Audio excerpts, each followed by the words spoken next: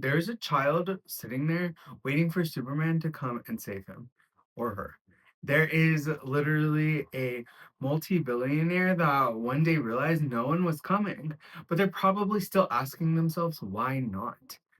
Why? Okay, I don't want this to sound so scripted. So why not? Why is no one coming? Well, I think for starters, we should really address why we think someone is coming in general. Who said that? Because as far as I'm concerned, I didn't say that, you didn't say that, no one said that. So why do we believe that? Why do we think that? Why do we have this feeling that someone is coming when in reality no one is coming? And I think that has a lot to do with as children, we have endless dreams, endless possibilities, and Superman really is out there one call away flying around with the Tooth Fairy. But he's not. He's not. And we live in a society, a modern day society that I personally think requires permission or requires someone to give you everything. Not in a spoiled and entitled way, just in the aspect that money, you have to go work for it, someone has to give it to you. You want time off, someone has to give it to you. You want time with your family, someone has to kind of allow you to have that. You want a job, someone has to give it to you or allow you to work there. You want a house, someone has to say, hey, you can have that, but you have to meet this, this, and this. So it's everything is kind of like a caveat. Like you can have it, but you have to do this, or you have to have this, or you have to make sure this. And I think we really get instilled into this idea that you can't create anything for yourself without in some way having external validation first. And that doesn't sit right with me. It really doesn't sit right with me. And it doesn't sit right with me. It doesn't. So eventually you realize no one is coming.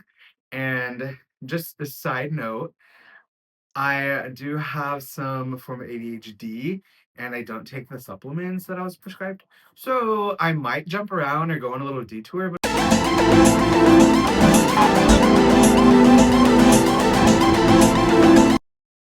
but I promise I will come back. When it comes to taking back our permission or honestly escaping this reality that you can't create or give yourself things or you can't give yourself the permission, you you really have to let go. Honestly, I don't know what I just said, but the point is you have to let go of that external validation, that's external approval. And that is a part of my alignment journey, which is what I'm starting. The Michael Angelo Show was founded in order to go on my own personal alignment journey. I wanted to become the best version of myself. Not wanted. I want to become the best version of myself. I want to realign with the divine sense of who I'm supposed to be. And that's why I started it. And I did hope I have this underlying urge or desire that in finding myself and realigning myself, I will inspire a community or even just a handful of people to do the same. So we can all realign, and like the domino effect of a person I am, we can shift the reality of what we actually know and become the best version of ourselves and create the lives that we love, create a life that we want to live and we are proud to have, to create a life full of value. So here we are. Just to go over a couple of things, I broke up the aspects or the foundational aspects into mind, body, soul, because I feel that overall existence, we habitate or cohabitate, whatever the word is, we do it in three ways. We do it with our mind, with our body, and our soul. So, in this introduction, I am going to go over kind of what do those things mean to me? What will we learn about? What will I share? What will I try to fix within myself? Or well, I hate that word fix. We're not going to fix anything. We're going to align, we're going to adjust, and we're going to reframe. I don't know if the whole hand movement is annoying, so I'll try to not. But well, let me lay it out. So I'll start with the most important one, or the one that I find almost the most difficult to adjust, the most difficult to rewire or work on, and that's going to be the mind. I It really blows my mind how deep and how extraordinary the mind can go, especially from adolescence into adulthood. There is just this aspect, the fact that your brain can adapt and rewire itself and reprogram itself to so many things. I think it's called neuroplasticity. But the fact that it survives and adapts and continues to evolve based on all of your life circumstances, even if you don't even realize they happened, is so incredible to me because the mind is so strong yet so fragile. And that is one thing that I have been working on my entire life. I would love to sit here and say, I don't have any credentials. I don't have any educational background that will tell me or tell you that what I'm telling you is valid, that what I'm telling you worked for me. But I think that some might argue, but I think the past 20 years of my life, I've been conscious and continuously evolving or adapting to things. So I do feel like that gives me a little bit of experience, but I am in no way a qualified medical professional. Oh, I feel like I have to give this disclaimer. I am in no way a medical or qualified professional, and in no way is this medical advice. In no way am I going to tell you this is right. This is the how to. This is exactly how it works. This is all based off my own personal experience, my own thoughts, my own ideas, and my own understanding, which again is not backed by any educational form or actual career experience, just life, if that means anything anymore. But I know 20 years. Well, I'm not 20, I'm 25. But I'm gonna say I haven't been conscious for, I was unconscious probably for about 5 of them. So 20 years of experience it is. That's not a lot compared to people's parents or grandparents. But this isn't really about giving you all the answers or telling you what my old wise mind says. No, this is about learning, growing, realigning, and inspiring each other. So back to the mindset. Hold on. I'm drinking caffeine. Probably not the best thing. It's really not. It's not. This somewhere down the line, this will be gone. There will be no caffeine. There will be no space in the future me. There will be no space to align with this. This is an addiction. This is an issue I have on my own, and I will eventually get rid of it. We're going to do it together. But as of right now, this feels so sad. How am I gonna sit here and tell you all about how this is bad, and eventually we're gonna give this up, yada yada yada, and I'm literally still drinking it. I'm still drinking it in front of you, and I feel like that is really how a lot of our life goes.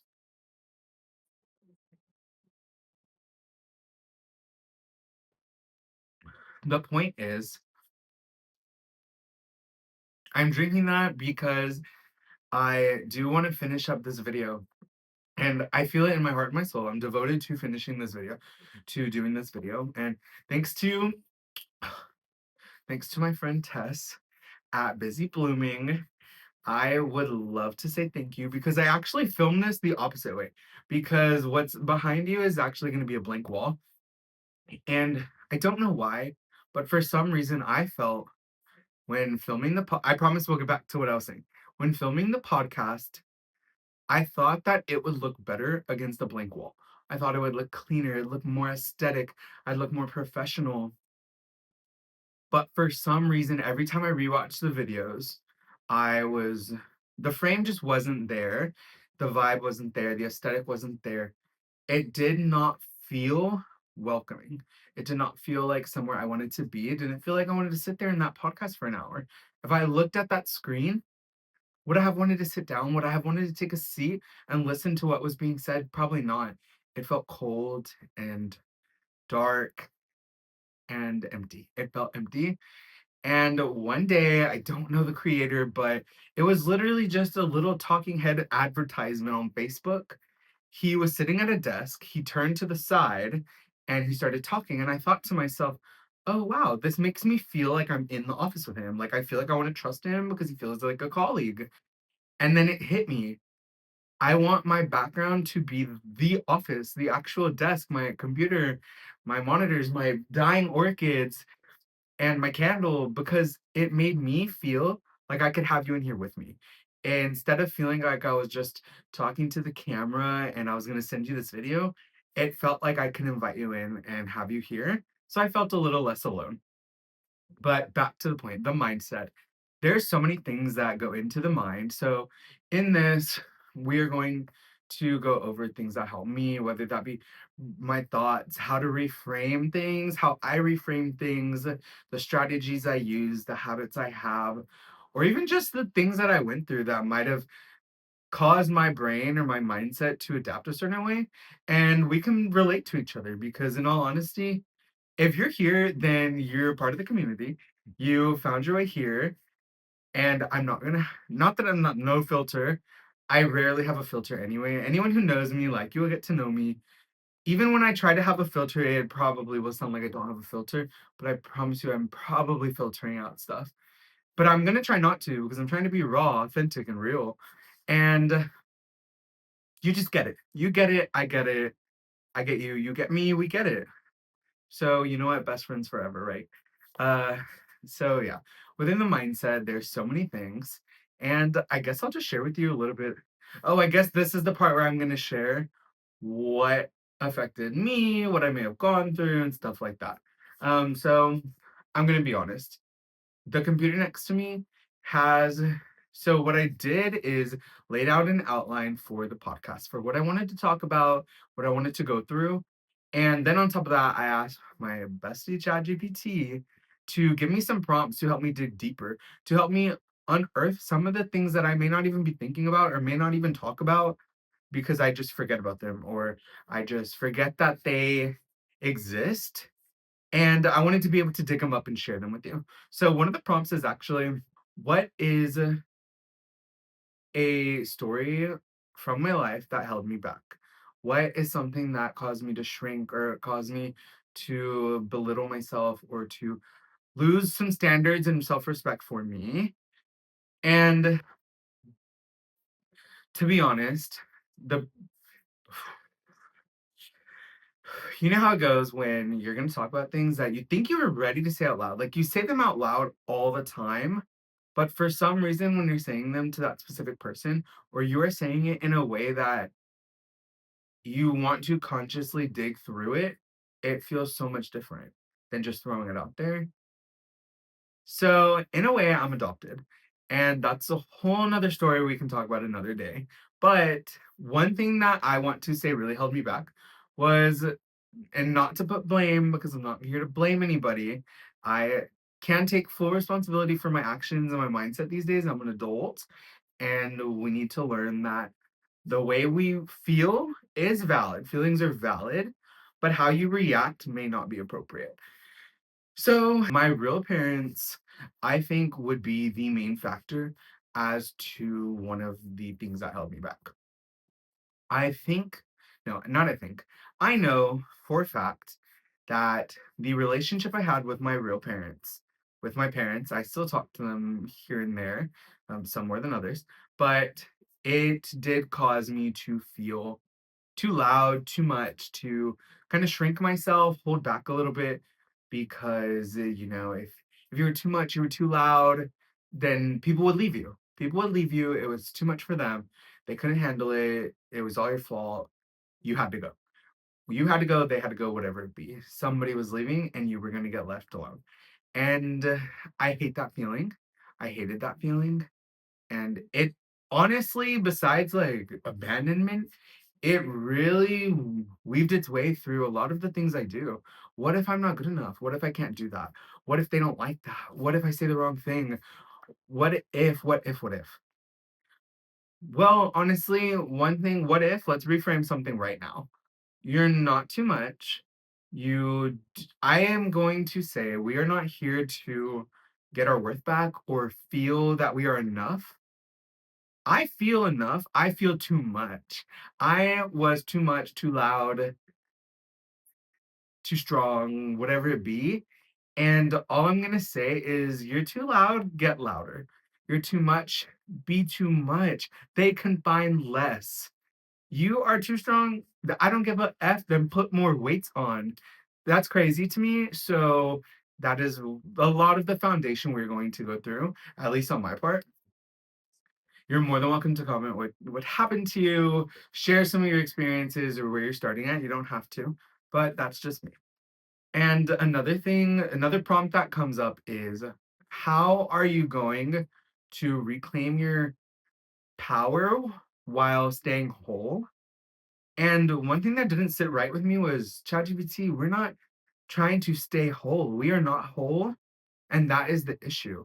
Reclaiming your power, finding your self worth, and curating a life you love, and becoming the version of yourself you were always meant to be is how you become whole. It's how you pick up all the pieces and put them back together. It's how you forge new pieces and craft something even more beautiful than you could have imagined. So that's that for that prompt. Thanks, ChatGPT, but try again.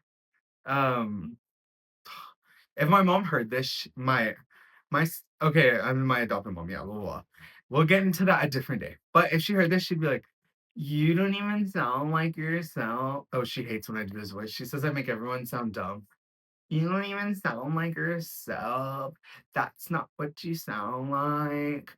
You're gonna make a silly little video. She also says I put words in her mouth and I make up conversations in my head, which I probably do, but the third prompt, just to get off this little detour, the third prompt, it wants to know which belief I am breaking. And it wants to know where I choose devotion over hype. It's okay to be controversial. We get each other. To get to the point, I think modern day stigma, which a lot of people might hate on me for this, or they might say, oh, I'm not gonna give disclaimers. Whatever. They can say whatever they want. I'm not gonna give a disclaimer. We get it. Modern day stigmas that I want to break, I would say the modern day like achievement aspects. The hey, you need to finish school, get educated, get a good job, start a family, get your own place, move out, whatever it be. I do feel like a lot of our modern day accomplishments are supposed to be what determine our worth or our life's value. And it doesn't sit right with me. It doesn't. I don't care if she had 5 kids or 2 kids or she didn't want any kids. I don't think however many kids she had determined how much she was worth. Him, if I'm like, there's nobody in here, but you get what I'm saying. If he went to school or he didn't go to school or he makes 200,000 a year or he makes 30,000 a year, why is that gonna tell me who's worth more, whose life made more sense, whose life was more fulfilling? It doesn't. And I know we hear it all the time, joy, happiness, family, memories. But even at that, I feel like those are so modern and they are so it's like a low class form of like brainwashing us to think we had to have those things to be of value. When in reality, there are plenty of people who refuse all of those things. Like, why would I go to school? Why would I work? Why would I have kids? Why would I not have kids? Why wouldn't I just travel the world? Why wouldn't I sit here in front of this phone making a YouTube video to be a digital media brand, to launch the digital media brand, to be a founder and CEO of a digital media brand? It doesn't make any sense. It doesn't. And for someone, if they're passing by this podcast, maybe one day they're going to be like, oh my gosh, he has 100 million subscribers. That he is so amazing. That puts so much value on him. But I want you to know right now, we are sitting in the same place. The only difference is I have a ring light and an iPhone camera in front of me, and I'm posting it on the internet. That's it. Am I going to say I'm more valuable than you? No. Do I think you're more valuable than me? No. I think we all have our own terms of value, and we're all here to align. So the fact that I uploaded this to the internet, or 100 million people saw it, or no one saw it, does not determine our worth. So the next thing is going to be devotion over hype. I oh okay, wrong question. I'm skipping because I'm trying to read them, but I'm trying not to look at them. That's a different question. I'll get back to that. It is actually asking how a clear mind changes everything. And I'm going to tell you the truth. So, to give you an example, The very first time I posted a video of what I thought was going to change the world, the whole world would explode. It was so personal to me. It was so opening. It was so in depth, intimate. It was so intimate and excruciatingly raw for me that I quite literally, it took like a mental break, but I like to call them a mental breakthrough, right? A mental break, breakdown, breakthrough, same thing. It took a mental breakthrough to say, this is what I have to do. It was a video that combined like all of these aspects that me and ChatGPT decided were my visibility wounds, deciding that I was gonna be too much, or I was gonna sound crazy, or my family would see it and disown me, or the people we go to church with would be like, "Oh my gosh, who is this? We can't have this family here." And then my family would be like, "Angelo, you're embarrassing us." Like just all of these things. And I was quite literally shaking on the way to go film it. And I called my cousin, my dear beloved Angelita, and I just told her I was so scared, but I had to do it. And I told her that really I had to because I have children at home, and I'm not gonna talk about them, or I'm not gonna get in depth on my personal life, just because one, I don't like to talk about children online. Two, I don't like to post children online, especially children I love and care about, or any children in general. But it just there's weirdos out there, and it makes me uncomfortable. So I do have my own little sisters, and future little brothers. I'm not gonna forget them because if they ever watch this, they're gonna be like, "What the? You forgot about me?" But no, you're there. You're coming. Um, Point is, if they ever reach a point in their life when they're like, "I can't do that. I'm scared. What if it ruins everything? What if I don't do well?" Just I'm scared to be myself, to be authentic, and to do what my heart desires. I wanted them to know through that video, like me posting that was me saying, I have to get over that because I want to be able to tell them you can get over that. And so I posted that video. I was literally shaking. In posting that, nothing happened. The world didn't explode. People didn't care. It got some likes, probably not even that many views. It was probably one of my lowest performing videos, but it was just normal. Nothing happened. And it freed my mind. It cleared it up so much because it was like, you can say and do whatever you want. You can be your authentic self. The people that know you will already know you. And having a clear mind, having a clear conscience will set you free. It takes the fear out of it. Some of the doubt, not all of it, not all the fear, not all the doubt, but a lot of it that would hold you back, it takes it away. And on top of that, you learn it does not matter. It doesn't matter. Nothing matters. You just do whatever you want. This is your life, your reality. It'll align for you. And that's really the mindset aspect. And keep in mind, this is episode one or episode, no, I don't know, whatever. This is part of the earlier series. So we'll get more in depth and we're going to get to know each other more. But the second aspect is going to be body. Not just body, am I physically in shape? I'm going to tell you right now, I don't know if you could tell, I'm not physically in shape. At some point in time, I was probably at my lightest, maybe 230.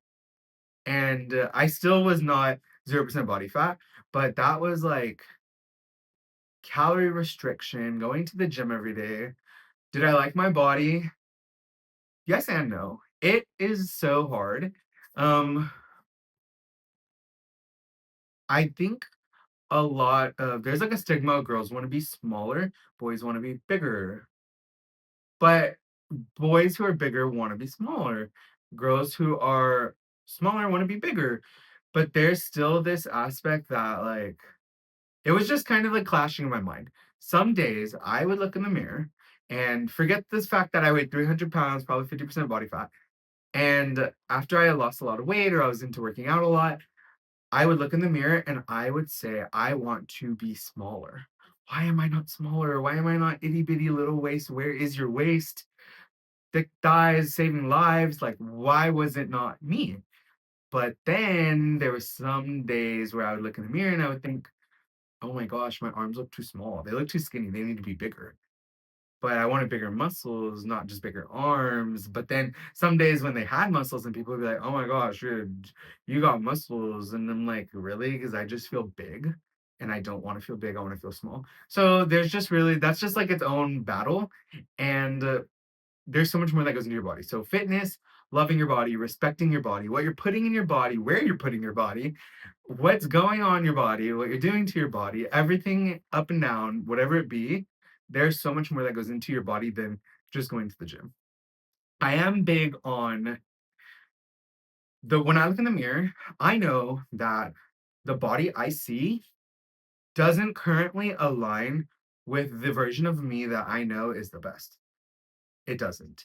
And I also know that my body reflects the lifestyle and the trauma or the habits that I have that reflect that I'm not yet aligned. And there is the question that we were avoiding earlier, devotion over hype. I am devoted to that idea that my body will reflect my life, my thoughts, my health, my happiness, my joy, my love, my respect, my standards. And I can't feed into the hype of what I call fraudulent body positivity. I think body positivity is loving your body. Yeah, I have loose skin, I have stretch marks. I want to watch what I put inside of it. I don't want to overwork it or torture it, but I want to push it further than it could be.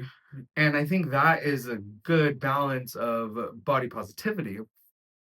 But when if I can look in the mirror and say, "Oh my gosh, Angelo, you ate 3 hamburgers and you are 150 pounds overweight." You should love that about yourself and you shouldn't hide it. And if anyone tries to tell you that that is not beautiful, then they don't know what beauty is. Okay. Says you should not be eating 3 hamburgers. You should not be 150 pounds overweight. That does not reflect the best version of myself. That doesn't reflect who I want to be.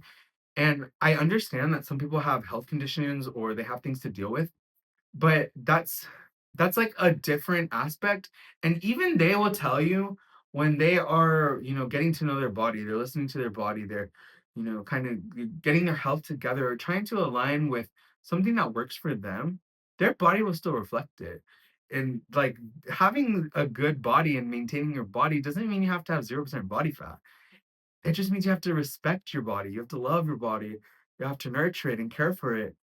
It is its own entity, and it is here to take care of you, it's here to be stronger for you, it's here to move for you, and we need to respect that, in my opinion. So that's why I need to go to the gym. That's why honestly why I'm drinking the oh my gosh, guys, we are not gonna let this monitor turn off because that's my cute little backdrop, the Michael Angelo Show. The Michael Angelo Show, that's my cute backdrop, as you can see it. So don't let it turn off. But, that's why I'm drinking this caffeine because I'm gonna go to the gym after this. After I film my videos and I edit them, I'm gonna go to the gym because I didn't get my workout in this morning like I planned.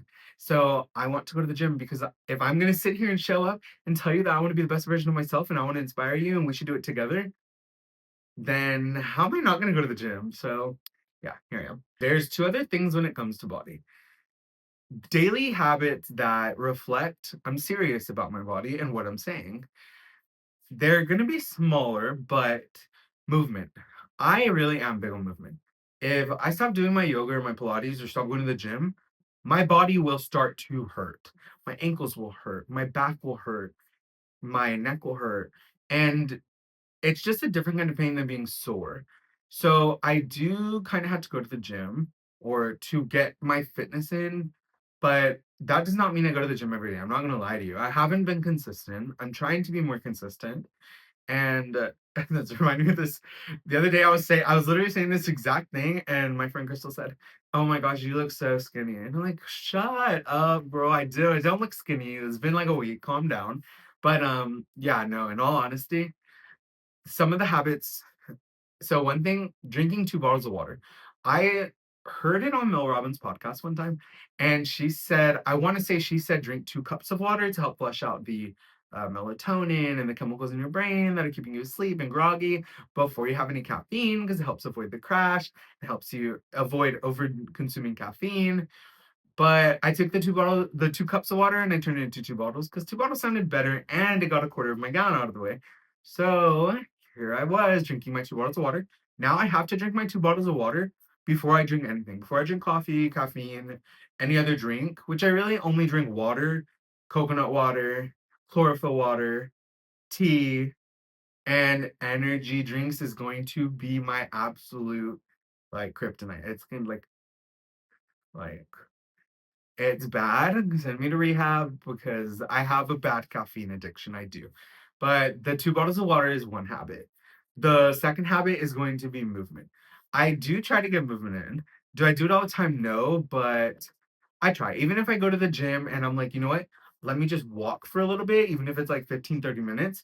I'd rather do that than not at all, but I'm still trying to get consistent again. So I'm not gonna sit here and like I'm saying, don't go to the gym every day. I don't always get my movement in, but when I am trying, I try to at least do that if I'm not doing my full workout. But yeah, the third habit. What is the third one? Oh, I am. It's it's very. I'm a hypocrite in a way. I do try to watch the ingredients, like the dyes and the chemicals that are put into food, or what they do to you, or if they make you ugly, or if they make you sick, or they make your brain not work. But then I will still sit here and drink my caffeine, or not every once in a while. I have a sweet tooth. So I will literally consume candy, especially at work. It's like the work is the worst place. One, they stuff you with junk food every day. Stuff you. Like they open your mouth and they force feed you. Richard, and Richard won't eat, but oh my gosh, not talking about him. Oh my gosh. Richard, I'm sorry. He's amazing. He is one of the honestly, let's just give a shout out to Richard real quick. Because I would hate for him to think this was sarcasm or anything like that. Richard is at work, we have a complicated relationship. I am a lot to handle, I'm a lot to take in. Richard on his own is a lot in his own way, but it just clashes. It clashes, and I also have, guys, I'm going to tell you the truth. I have these habits of wanting to push people's buttons or wanting to get a reaction just to see what happens. It's like a little game. That sounds bad. I probably have some kind of disorder. I don't know. But I like to push Richard's buttons, every single one of them, at least 3 times until he actually doesn't explode. Like have not even recalled like maybe one time I almost thought he was gonna explode, but he never really is as bad as you would think. He's not. He's great. Other than that, he really does have deep thoughts. He's very intelligent. He loves people. He loves to make sure people are okay. He has a heart. He is fun. Oh, he loves Taylor Swift and he loves that guy that runs the band. Dang, I sound like I'm in love with Richard. I'm not, but he's great. He is great. So shout out to Richard. He also keeps you conscious of what you were eating because calories on the lips are calories on the hips. Oh, and his famous thing he like talk, oh my gosh, you know in Transformers when Bumblebee literally talks in like radio talk? Like that's him talking? Richard talks in Broadway and movie quotes. It's actually ridiculous, but yeah. So next topic. The body. What was I even saying? Oh yeah, I tried to watch what's in my food, yada yada, be better for you, organic, clean. So yeah, that's my third habit. The last prompt is how does discipline free you instead of cage you? Discipline is one of my weak points. It really is. Discipline is something I probably struggled with a lot of toxic discipline in the past to the point where I could not stand any discipline. To me, it felt like a weight on my chest. I couldn't accept it. I couldn't handle it. I did not like discipline. It felt being disciplined, which honestly still probably reflects today. Being disciplined, it definitely still reflects today. Being disciplined felt like more reason to push back. One thing my lovely boss said to me when I first started, it was like a performance review a year after I had first started. And he said, not every piece of criticism is an opportunity for debate. And I asked him, I said, I think I understand what you're saying, but can you explain to me what you mean by that? Pretty much, he said, anytime I was told, like, this is kind of, you do it a different way, or you should do it this way, this is how it's done, or I didn't do something properly, it, in my mind, to everybody else, it was like bells going off like, oh, this, let's argue. Let's argue then because I'm gonna be right. I'm gonna change their mind. I'm gonna do it my way, yada yada yada. Sorry, Lisa. It is so true. It is so true. You could probably ask my mom. She would tell you anything she's saying, I have to like go the opposite way. But that's less of discipline and more just something else. But discipline, it is a solid, rigid structure. And if you're not using it properly, yeah, it can crush you. But if you utilize it as you should be, it's actually going to help lift you up, make you stronger, strengthen condition, guys. And with the weight of the world on top of you in the form of discipline, yeah, it will be uncomfortable. But discipline's going to be uncomfortable anyway. But when you put the weight of the world, the strength of this discipline under you, it will push you even further. Okay, that is my take on discipline. And it is not a cage. You're not locked in. If you utilize it properly, it can actually set you free. Just quote me, you guys. Put me on Pinterest. Y'all want to know what's funny? I can't even go off the prompts because when it comes to soul, ChatGPT gave me such human aspects, such human points of view that it didn't resonate with me. It wanted to say the soul was a tool to be utilized. I could see that, but in my mind, I think everything is a tool to be utilized. You just have to know how to utilize it. I think the soul is a divine connection to who you're always meant to be, to your highest self. The soul is this divine entity. It will connect you with the higher aspects of yourself you're always meant to be. And it is a beautiful thing. And it also mentions the wealth that is associated with the soul. And it just didn't sit right with me. The wealth, the wealth it mentioned was just furthering on its perspective of being a tool. But I don't think of the wealth like that. I think of the quote. I've been trying to quote it, but I couldn't remember where it's from. It's from Twitches. I don't know which one, but the point is it was the mom, and I'm going to paraphrase. She said, you can love both of us. There is more than enough love to go around. Love is created infinitely and it will never run out. It was something like that. But the point was that I am like for a fact the soul, and when it comes to the wealth of the soul attaches itself to infinite resources, to joy, abundance, despair, like love. It is infinitely available, and that is the magic of the soul. And I think that's beautiful. And it changes everything because, like these prompts are saying, what would you build if nobody was judging you? Forget if no one was judging me. Knowing that no one can stop you, knowing that your soul is infinite, you can do whatever you want. What would you build? A new version of yourself? Would you build confidence? Would you build an empire? Would you build a business? Would you build a new world? Would you build a new reality? Like, what would you do? Would you shift this reality? Is that what we're doing? It is just so infinite. Would you love everybody? Would you love nobody? Would you torture everybody? Like, there's just so many things that the soul could do. And you have to remember to keep it fulfilled and nurtured so it can do its job. So it can help you and be there for you and support you and connect you back to what you're always meant to be. Let's talk about who I'm going to align with. I want you, in this exercise, I want you to also think about who you want to align with, who you want the future version of you. When I think of my alignment, I guess I'll start at the beginning. And just to let y'all know, I think that some people, this is like a personal thing. I gave this idea to everybody on behalf of them without their knowing or be knowing, whatever the word is, because that is just how I felt. I feel like a lot of people think at first introduction, first meeting, I'm a shallow human being. I'm vapid. If you don't know what that word means, you should Google it. It's actually, that word was used to describe me like for a year straight before I actually was enlightened and told what that meant. And it is like even worse than shallow. And as you get to know me, as you will get to know me, as we get to know each other, you will learn my shallowness is rooted in the depths of my beautiful soul. And that sounds like something I would say to comfort myself for being a shallow person, but I promise you, there is so much more to me. Actually, I don't have to promise you. You'll figure it out. The fact that I'm sitting here talking to you about all this, I'm sure it occurred to you already. There is so much more to me than I think like regular human mind can comprehend. and the things that will come out of my mouth, the thoughts that I will produce, the dreams I will dream. I just can't wait for you to dream them as well. You're gonna dream your own dreams. You're gonna come up with your own thoughts. The things you're gonna say are going to be absolutely crazy. And I love that. I love crazy things. But the point is, what I align with, I'll start with me because I'm shallow. The version of myself, I'm gonna start as a little child.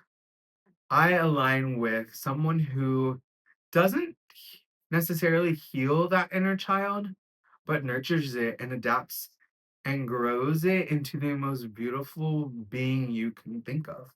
And then on top of that, I'm going to align with the future version of myself that shifts reality and the universe as we know it, that enlightens billions of people, that inspires billions of people, that develops the best version of himself, all while doing that with a community.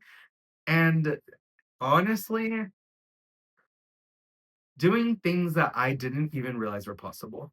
Because the universe is so infinite, there's so many infinite possibilities. There are things that I align with that I haven't even thought of because I don't know. And that's the beautiful thing, you don't know. And if you think you know everything, if you do know everything, then you know nothing. And that is absolutely beautiful. And in turn, it turns into this domino effect where I align with helping other people align. And I align with just overall growth and development. And it's not linear, it's not perfect, it's not pretty. It is horrendous, it is raw, it is painful, and it is work. And I love it. I've feel like I'm doing it all my life. Like, come on, catch a break. Some people might argue no, but I'm gonna argue yes. Well, actually, we're not gonna argue because it's not up for debate. This is me. This is what I'm saying, and that is my reality. That's my truth. But other than that, if there is the childhood version, the adolescent version of you listening to this, waiting for a sign to align, to do better, to treat yourself better, to build better for yourself. If you haven't already gotten that sign, then I hope this is it. I'm telling you, this is it. This is that sign. Follow me. That sounds so cheesy. Follow me because let's do it together. If you are already picking up the pieces, scraping them up, trying to put them back together, doing more, then come do it with us. Do it with us. Let's do it together. Let's do it with other people. Let's align. Let's realign and keep going. And do not let any judgment or fear convince you otherwise. And for the rest of the universe, I hope to see you in the next reality, okay?